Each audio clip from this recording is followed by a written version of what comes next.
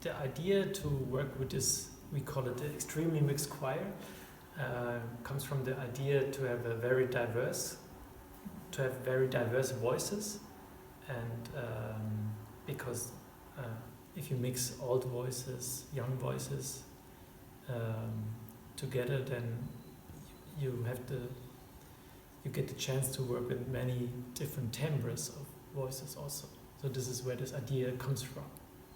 I've always done this in a way when I work, that I mixed like people from at least different professions, and always working on singing, because I think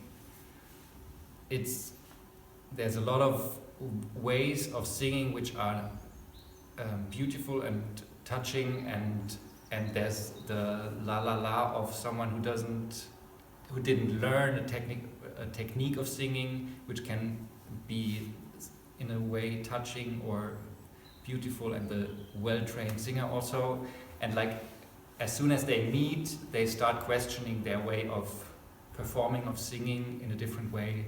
Like when only singers meet on stage, they know what the laws of the performance are, which is like, I think always, you can't know them, and it's always nice if the group per se questions each other. Yeah, I think the way we work is really from the sound event. So not to have this routine that many scores and ideas have to be done before something starts to sound.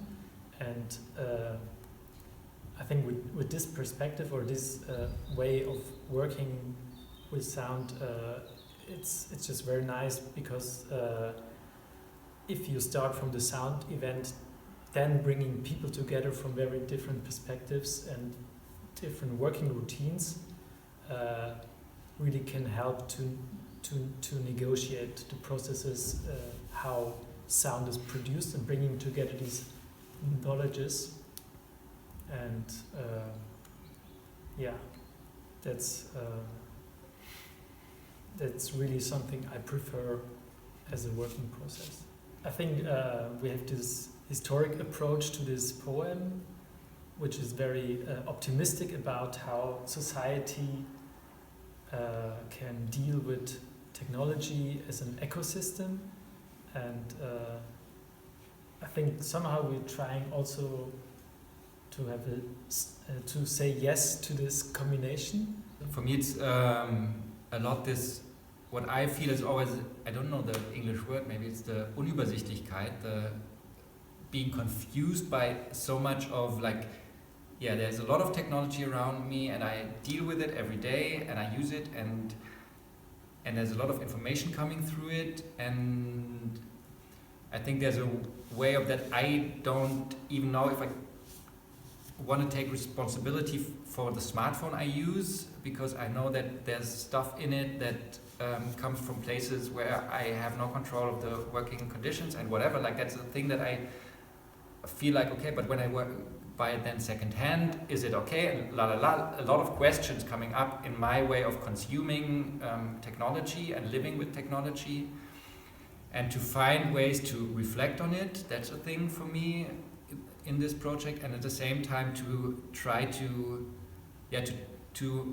make friends in a reflected way with this Unübersichtlichkeit of a technologically linked and networked surrounding for me. That's a big point to find ways to deal with the changes that came up with technologies and that keep coming up, and to find a way of concrete dealing with it and taking responsibility as far as it's possible. Well, I think the choir coexists with with many machines that we have. I think this coexistence is something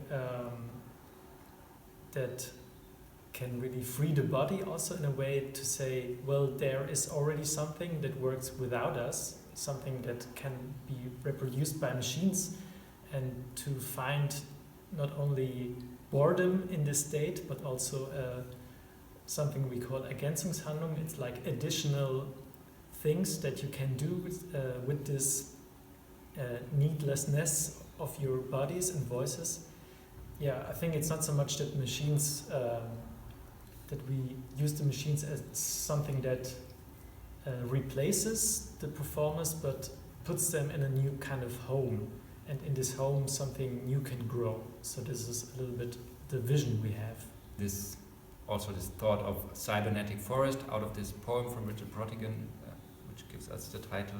There's this image of cybernetic meadow or cybernetic forest that kind of brought us to this stage design, which is just to think of it as a landscape of electronic, organic surroundings that is already there and that we or the choir then has to interact with or can interact